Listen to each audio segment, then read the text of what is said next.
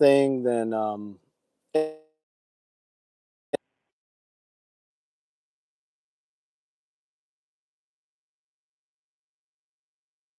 miraculous, enchanting, magical connections with people, and was able to channel God's goodness.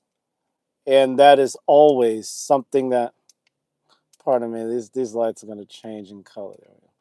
It's always something that brings joy and great satisfaction to my heart to do. So anyway, we're going to quickly, there are a lot of things that we do as Christians that deifies the devil, that sanctifies Satan. And again, as an apex Christian, we understand that Satan is not a problem. He's not an issue. He's just the God of this world. Our Father put him in charge of this world, and he just does what he does. You know, he's the box creator, the limitator, the limiter, the slave master, the monkey minion God of this world. And we don't have to worry about him because our Father, the Most High God, is in charge. But as Christians, if we grew up Christian, if we grew up in any religious structure, we were often given this perspective of life that is based in limitation.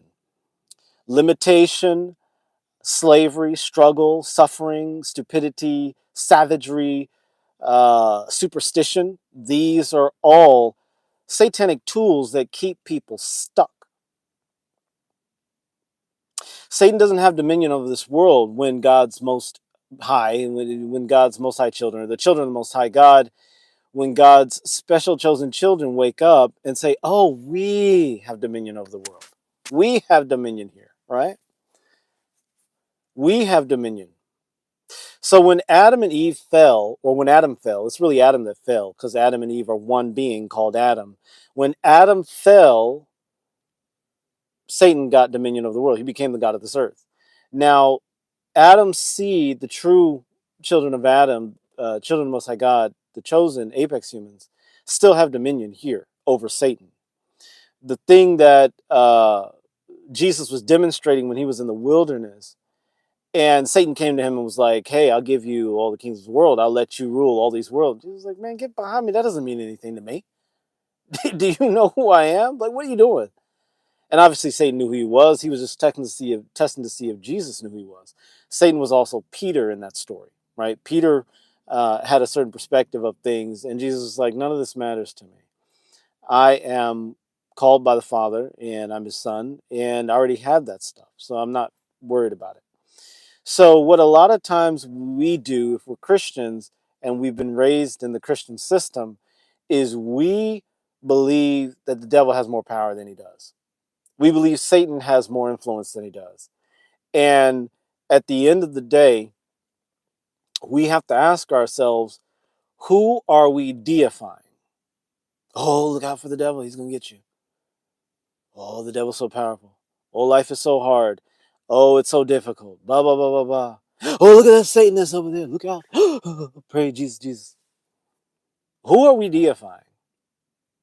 If you have are walking through a difficult situation and you've got this, say you're walking in a crowd of people, and on both sides of you are 6'5", 350-pound, less than 10% body fat, muscular dudes with AK rifles, and they've all been trained 15 years in Krav Maga, 15 years in judo, 15 years in heavy, deadly martial arts, and you're gonna walk through a crowd of like, 13-year-old brats.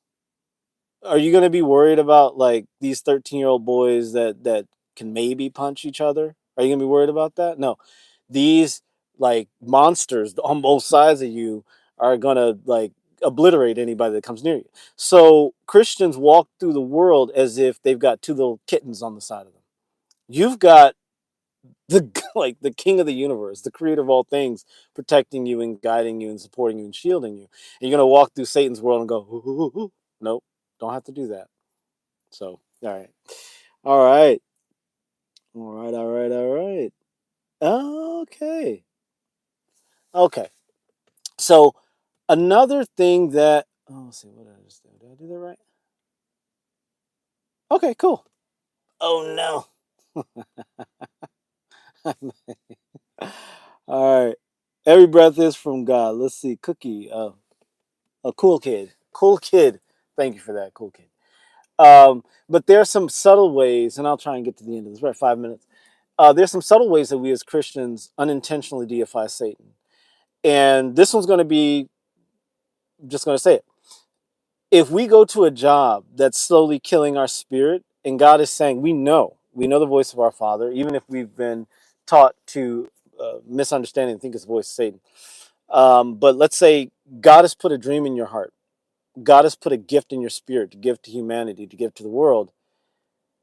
We may be putting that aside because we've been taught be responsible, go get a job, do the right thing, blah, blah, blah, blah, blah, right?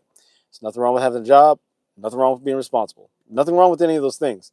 But if there's this screaming voice in your spirit that's saying, I need to go and do what I was put here to do, I need to go and live the life that God has for me, and you are putting it off because you don't want people to speak bad about you when you quit your job. You don't want people to uh, think you're stupid because you didn't go to the school that everybody thought you should go to, or something like that.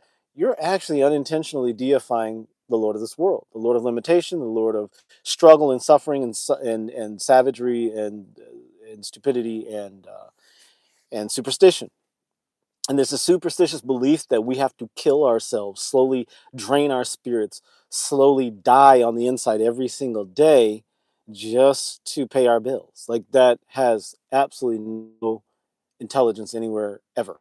Like I don't know. I bought into that, did it for 20 years, 25 years. And yeah, 25 years. And I learned that doesn't matter how good the job was, if at a certain point my spirit was no longer there, I don't need to be there anymore. It's time to move on. And there are all these, frightening, they're not frightening, they're just these voices. Okay, they're not real voices, but they're thoughts that you get from society, from your parents, from everything. They're saying, well, you need to do ABCDFG. And I get it, right? Parents don't want you to be a loser or a bum. They don't want you to be homeless and unhappy. But at the end of the day, you look at the people who are telling you, oh, just do ABC. You look at their life. You say, okay, well, this person is telling me to do ABC, but are they happy? Are they successful? Are they, okay, they put 40 years into a job. What did they get out of it? A pension? Maybe. I don't know. Okay, they got a pension, but they gave 40 years of their life to that. 40 years of their life for that. So they can get on a cruise ship and get salmonella on their way to the Cayman Islands. Maybe like once or twice before they bite the dust, right? Let's say hi to the people in the chat. All right. Corrupt says hi. Style says hi. And let's say Cool Kid says, who is Satan? Cool Kid, what is your background?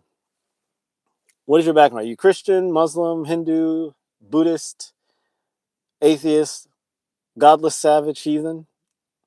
I'm joking about the last one. Satan is the god of this world. So I'll just put this out there. But you tell me, who do you think Satan is, Cool Kid? Who do you think Satan is? Or who have you been told that Satan is? Satan is the god of this world. He's the Lord of Earth. Spider-Man. You know what? When I was a kid, I used to think that Spider-Man was truly satanic. I didn't like Spider-Man at all. Yeah. Okay. So I think Cool Kid is underaged. You may not be, this may not be for you, Cool Kid. You might be under 10 years old, it sounds like. With that name, I'm getting the impression you're either under 10 years old or, you just don't belong here.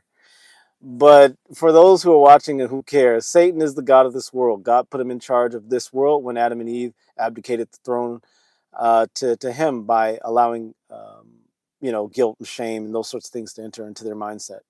So that's who Satan is. He's just the god of this earth. He's not a horned demon that walks around poking people in the butt with a pitchfork. That's Hollywood. That's the church. That's theatrics. It's not real. Satan is just and ultimately Satan is the energy that runs this reality. But and I mean when I shouldn't say this reality because I'm not a part of it anymore, but the reality that keeps people stuck, the reality that keeps people afraid and making other people God, making physical graven images God. That's why the first and second commandment are have no other gods before God and don't make graven images, don't make graven images into gods. And so people are graven images. Money is a graven image. Society is a graven image. These are things that are graven, which means they can die. They can end up in a grave. They can fade away. Only let that which cannot fade be Lord of your life. And that is the Creator. That is the Most High. So anyway, I've exhausted enough time on this, guys. The next video that really I want to get into is how to identify a real Christian church. Real Christian churches are not what we think. Real Christian church is a place that you go and you experience healing, you experience the Spirit of God. It's a place where God speaks to his chosen. And if you are at a building or in a community of faith believers that do not accentuate your relationship with God, then you are not in a real, valid Apex Christian church. So, I'm glad to hear that, cool kid. God is truly your best friend. God is truly your best friend. God is your best friend. Okay? Good, very good. That's a great way to close out, cool kid. Thank you for that statement. God is the greatest. Allahu Akbar. I will say that even though I'm a Christian, because it's true. God is the greatest. God is the greatest. None can beat God. Let's continue to build your relationship with God and check out the next video, which is how to identify a real Christian church. Seven signs of a real Christian church. Apex Christian Church, a church of God's chosen. Thanks for watching. 11:33. Stay